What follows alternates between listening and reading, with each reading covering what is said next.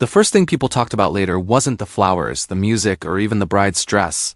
It was the moment the groom's poor ex-wife arrived in a Rolls-Royce, stepped out like she owned her place, and made the whole front yard go silent. The house on Maple Ridge Drive in Charleston, South Carolina, America, looked like it had been painted just for one day.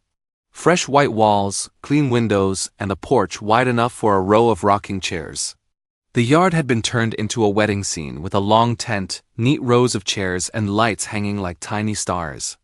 Pink and white flowers climbed up wooden stands, and a small band played soft music near the side gate. Guests in suits and bright dresses wandered around with drinks, laughing and taking photos in front of the house as if it were a landmark. The groom, Derek Vance, moved through it all like he was the owner of the world. He shook hands, slapped backs, and smiled so hard his cheeks looked tired. He liked the sound of his own voice, so he kept talking, telling the same stories in different ways. He had a way of making every sentence sound like a win. He would point at the house, at the tent, at the table of gifts, and he would speak with pride, as if the whole yard was proof that he had been right about everything in life. A few steps away, Marissa Cole, the bride, stood with her friends near the porch stairs. She kept fixing her hair and laughing in short bursts, like she was nervous, but trying to hide it. She looked happy, but she also looked like someone who wanted today to be perfect in every way.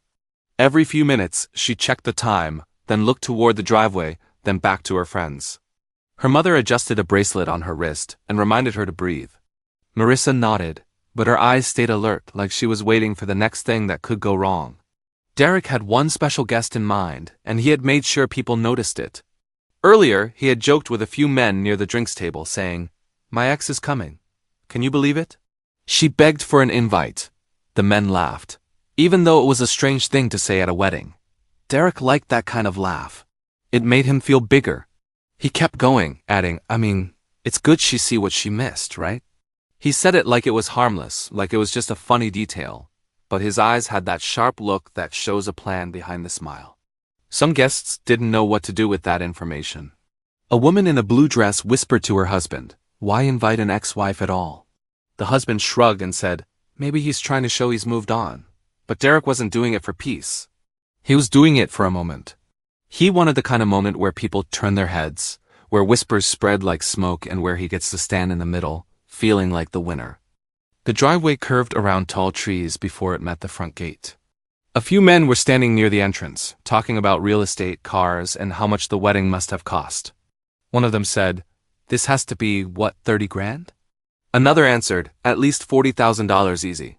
Derek heard them and smiled without looking over, enjoying the numbers like they were a compliment. He didn't correct them.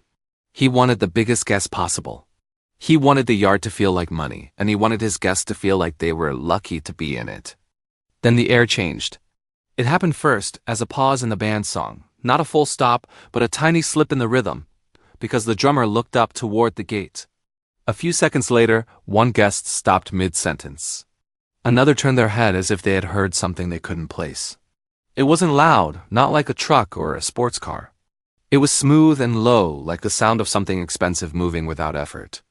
A Rolls-Royce appeared at the end of the driveway, black and shining under the afternoon sun. It rolled forward slowly, as if the driver was careful not to throw dust onto the fresh flowers. The car looked out of place in the best way, like a queen walking into a room full of people playing dress-up. The guests near the gate stepped aside without even thinking. Their bodies moved before their minds did. People who had been laughing a moment ago went quiet, and the quiet spread across the yard like a blanket. Derek saw it too. At first, he narrowed his eyes like he was trying to figure out whose car it was. Then his smile froze. You could see it happen on his face, the moment he tried to keep his pride and failed. His mouth stayed slightly open, and he stopped walking like his legs suddenly forgot what to do. For a second, he looked like a man who had just realized the ground under him wasn't as strong as he thought. The car stopped at the gate. A driver in a dark suit stepped out and walked around to open the rear door. The movement was calm, trained, and quiet. Then a woman stepped out. Her name was Clara, and she didn't look like she came to fight. She wore a cream dress that fell neatly to her ankles. No loud sparkles, no wild colors, no heavy makeup. Her hair was pinned back in a simple style that made her face look clear and calm. The kind of calm that isn't for show, but comes from someone who has already survived the worst parts of life and doesn't need to prove anything now. Behind her, the driver opened another door, and 3 children climbed out, 2 boys and a girl. They looked clean and well cared for, holding hands as they had practiced. The smallest one blinked at the lights and flowers like it were all new. The older boy stood a little taller, protective, without trying to look tough. The girl smoothed her dress and looked up at Clara, waiting for a sign of what to do next. Clara gave them a small nod, and they stayed close, forming a quiet line beside her. She didn't scan the yard like she was hunting for reactions. She didn't look down at the ground like she was ashamed. She looked forward, toward the big white house, as if it were just another place she had to walk through to get to the next part of her day. Guests began to whisper. "Is that her?" Someone asked. "That's the ex?" Another replied. "No way," a third voice said. "She's got kids?" The whispers didn't sound mean anymore. They sounded confused, even worried, like people suddenly realized they had been given the wrong story about someone. Derek stepped forward, still trying to wear his wedding face like a mask, but the mask kept slipping. He took a breath and lifted his chin, acting like he was in control. "Clara," he called out, too loud, too planned, like he wanted the whole yard to hear. "You made it." His voice tried to sound friendly, but there was a tight edge inside it, as a string pulled too hard. Clara stopped at the start of the walkway. She looked at him for one steady second. No anger, no fear, no need to rush. Then she nodded once. "I did," she said. Just 2 words, simple and clean, like she didn't need anything else. Derek's eyes flicked behind her, straight to the Rolls-Royce, then down to the children, then back to Clara's face. It was like he was counting, measuring, doing math in his head. His mind worked the way it always worked. He saw people as numbers, as proof, as winners and losers. He had expected her to arrive alone with nothing but old memories. He had expected a sad story he could use as a joke later. Instead, he saw a car that screamed money without shouting, 3 children who looked loved, and a woman who didn't carry fear in her posture. Clara took another step forward, and the children followed. The yard stayed quiet, as if the whole wedding was holding its breath. Derek forced a laugh that didn't sound real. His hands hovered at his sides like he didn't know what to do with them. Around them, the guests watched with wide eyes, and for the first time all day, Derek looked small in his own perfect scene. And right there, before the ceremony even began, it became clear that Derek's plan had already slipped out of his hands. He had wanted to bring his ex-wife here as a joke.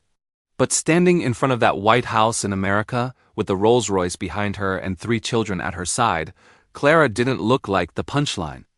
She looked the surprised. Not long before the wedding day in Charleston, Derek Vance had been practicing his favorite skill, rewriting the past. He told the story of his first marriage like it were a lesson about a man who escaped a woman who didn't believe in him. In his version, he was always the hard worker, always the dreamer, always the one who tried. Clara Hayes, his ex-wife, became a shadow in his words, someone who gave up, someone who couldn't keep up, someone he acted like he had outgrown. Derek loved telling it because every time he did, he got the same reward. People nodded, laughed, and treated him like the hero. Back then, they had lived in Nashville, Tennessee, America, in a small rented place that never felt truly quiet. Their upstairs neighbor stomped late at night, and the air conditioner rattled like it was ready to break. Derek worked in sales and talked like he was already rich, even when he wasn't. He wore a confident smile and spent money on things that looked impressive: new shoes, shiny watches, dinners he couldn't afford. He wanted to look like a man on the way up. Clara saw the truth. Bills stacked in a drawer, late fees, and empty promises. When she tried to talk about it, Derek would wave her off and say, "You worry too much." He never said, "I'll fix it," in a way that sounded real. Clara carried the quiet weight of their life. She stretched groceries, paid for gas, and kept the lights on when Derek's paycheck didn't cover what he claimed it would. One time, in a crowded store with bright lights, she counted the cash in her wallet twice and realized she only had $40 left for the week. She bought bread, eggs, and the cheapest fruit she could find, then smiled at Derek later as if everything was fine. When her wedding ring felt like a heavy lie on her finger, she did something she never told anyone at first. She sold an old gold bracelet from her mother, just to cover rent. She wasn't living for luxury. She was living for peace, and peace was always one bill away from disappearing. They also had a small house near the river for a short time. When they tried to start over, it wasn't fancy, but it had a porch and a view of water that looked calm at sunset. Clara made it warm with simple things: clean curtains, a bowl of fruit, a soft lamp in the corner. She cooked meals that smelled like comfort. Derek didn't care about any of that. He cared about being seen. He cared about who noticed him, who praised him, who believed his big talk. When he walked into a room, he wanted it to feel like an entrance, not just a man coming home. The end came in a way that wasn't loud at first. It was a normal night that turned sharp. Derek had bought something expensive again, something he didn't need, and he acted proud like it was a trophy. Clara asked one simple question: "How are we paying the electric bill?" Derek's face changed. He called her ungrateful. He said she didn't support him. He said she was holding him back. Clara stood there and realized something that hurt but also cleared her mind. Derek didn't want a partner. He wanted an audience. That night she packed a bag, left the house key on the table, and walked out. She didn't take furniture, dishes, or anything that would start a fight. She took her peace and her breath and her chance at a life that didn't feel like a daily struggle for respect. Years passed, and Derek moved like a man trying to prove he wasn't the one who lost. He met Marissa Cole in Savannah, Georgia, America. She was bright, stylish, and excited by big plans. She loved beautiful weddings, pretty photos, and the idea of a perfect life. Derek saw that and rushed in fast. He proposed quickly, like he was racing a clock. It wasn't just love pushing him, there was pride. It was the need to show the world that he had won after Clara left. He spoke about his future like it was a stage he was building, and Marissa, still new to his sharp edges, smiled and believed him. Then Derek did something that sounded polite but was meant to be cruel. He sent Clara a wedding invitation wrapped in fake kindness. He wrote words like, "No hard feelings," and it would show everyone we're mature, but maturity wasn't what he wanted. He wanted a moment. He pictured Clara arriving alone, wearing something old, shrinking under the fancy lights. He pictured guests whispering and Marissa smiling like she had beaten someone. Derek even planned what he would say later, how he would take the mic and make a joke that would land like a slap, all while he wore a groom's smile. What Derek didn't understand, because he never truly looked at Clara as her own person, was that she had rebuilt her life in a way his mind couldn't measure. After leaving, she moved to Boston, Massachusetts, America, found steady work, and learned how to stand straight again. She saved money quietly, step by step, and stopped apologizing for wanting basic respect. And later, she met a man named Graham Whitlock, someone known in the city for serious business and quiet wealth, with connections people sometimes linked to Europe. Graham didn't brag. He didn't need to. And when Clara chose him, it wasn't because he had money. It was because he was gentle when she was tired, and because when he promised something, he meant it. By the time Derek sent that invitation, the woman he thought he could shame was already living a life he couldn't control. The ceremony finished, but the air never fully relaxed after Clara arrived. Under the tent beside the White House in Charleston, South Carolina, America, people kept glancing toward the front row where she sat with her 3 children. The band played soft music, plates were served, and the lights glowed warmly. Yet the guests seemed distracted, like they were waiting for something they couldn't name. Derek Vance tried to act normally. He smiled for photos, shook hands, and laughed too loudly at jokes that weren't funny. But his eyes kept sliding back to Clara, then to the driveway, then to the guests whispering. Marissa Cole, his new bride, watched him closely. She smiled when people looked at her, but her expression tightened when Derek's charm started to sound forced. During dinner, Derek walked past Clara's table and leaned down as if to be friendly. His voice dropped into a sharp whisper. "Nice car," he said. "Must be rented." He expected her to flinch, to blush, to shrink the way she used to when he put her on the spot. Clara looked up once, calm as still water.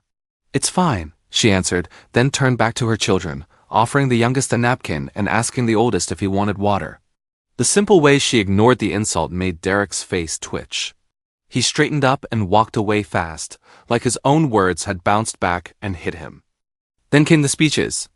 Derek tapped his glass, lifted the microphone, and smiled at the crowd like he was in control again.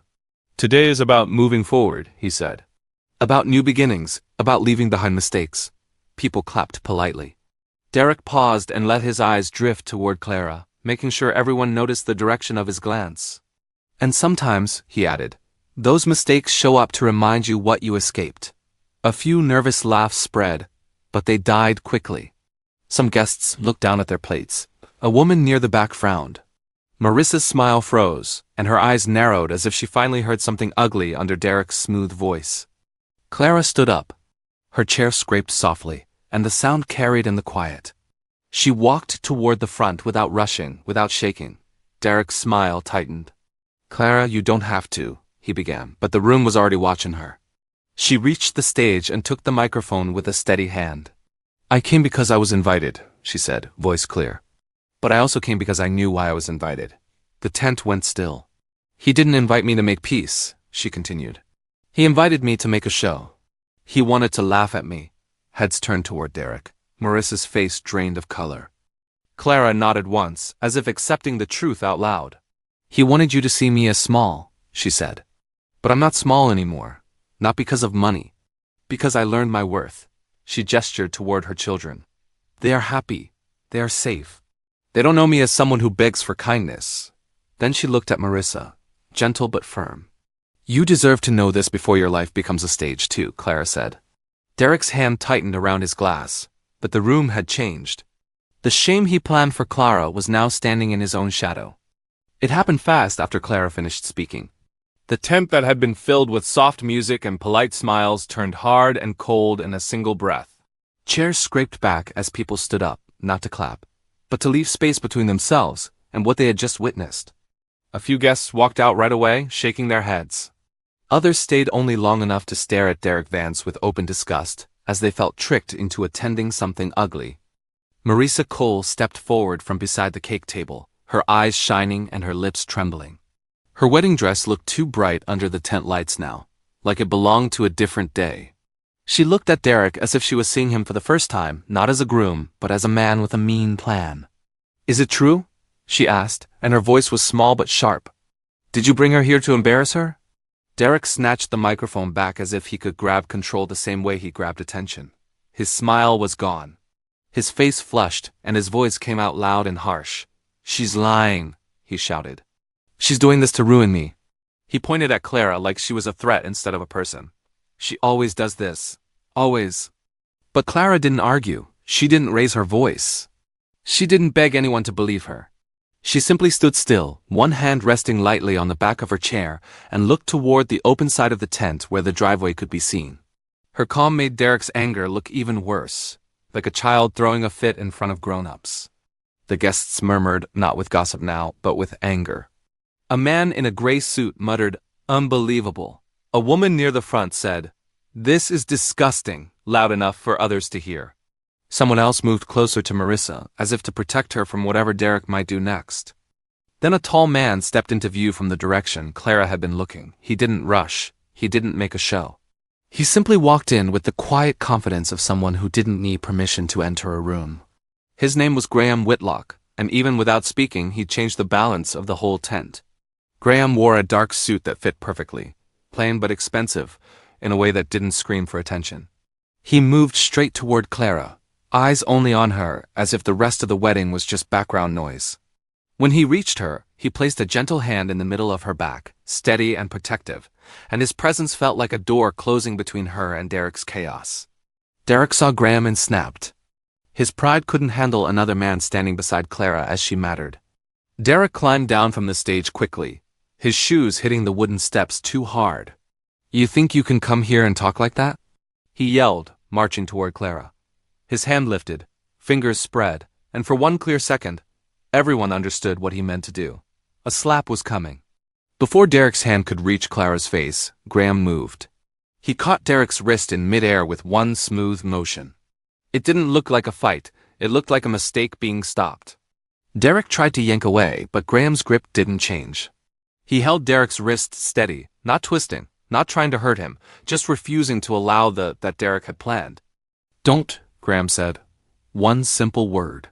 His voice wasn't loud, but it landed like a lock clicking shut. Derek struggled and spat angry words, his face red and sweaty. "Let go of me!" He shouted. "This is my wedding. Who do you think you are?" He tried to pull again, but he couldn't. That only made him angrier, and his anger made him look smaller with every second. Clara spoke quietly, like she was talking to the truth instead of to Derek. "This is exactly why I left," she said. Her voice didn't shake. She didn't need it to. A wedding planner, pale and frightened, stepped back and raised a phone. A guest near the edge of the tent was already speaking urgently into another phone. Someone had called the police and no one tried to stop it. The guests were done pretending this was normal. 2 officers arrived within minutes, walking in with calm, trained steps. They took in the scene quickly, Derek yelling, Graham holding his wrist, Clara standing still, Marissa watching in shock, and a crowd of guests tense like a wire pulled tight. The officers didn't need a long story. They could read the moment from the body language alone. One officer spoke firmly. Sir, step back. Derek kept yelling. He tried to jerk his arm again. He argued like a man who believed loudness could erase consequences. The second officer moved closer, asked a second time, then reached for Derek's arms. Derek protested. She started it. But his words sounded weak now because everyone had seen him raise his hand first. The officers pulled his arms behind his back. The metal cuffs closed with a hard click that echoed under the tent, louder than the band had ever been. That sound carried across the tables and into the yard, and it marked the end of Derek's performance. Marissa stood frozen for a moment, her breathing shallow. Then she stepped forward slowly, eyes wet, and looked at Derek like she was mourning the person she thought he was. She reached down to her hand and slid the ring off her finger. Her hands shook, but her choice didn't. She placed the ring on the table beside the cake, where it looked small and lonely under the lights. No, she said, voice breaking but firm. I'm not marrying this. She lifted her chin, turned away from Derek, and walked out of the tent without looking back. That was the final push the guests needed. People began leaving in waves. Some left quietly, carrying their shame for having laughed earlier. Some left openly angry, whispering, he's terrible, and she didn't deserve that. Plates sat half-eaten. The gift table looked untouched. The fancy decorations suddenly felt like paper, pretty but meaningless. As the night ended, the big house on Maple Ridge Drive looked empty, as if it was holding its breath. The lights still twinkled, but no one was celebrating. Derek's dream of public victory had turned into public disgrace, and there was no speech that could fix it. Clara gathered her children with gentle hands and soft words. Graham stayed close, not pushing attention toward himself, just staying where he was needed. They walked out the same way they came, steady and quiet. Outside, the Rolls-Royce waited like a simple detail, not a weapon, not a message, just a car parked on a driveway in America. Derek had invited Clara to humiliate her in front of everyone. But in the end, the only person left exposed was Derek, standing in the ruins of his own plan, finally learning that shame can't be handed to someone who no longer carries it.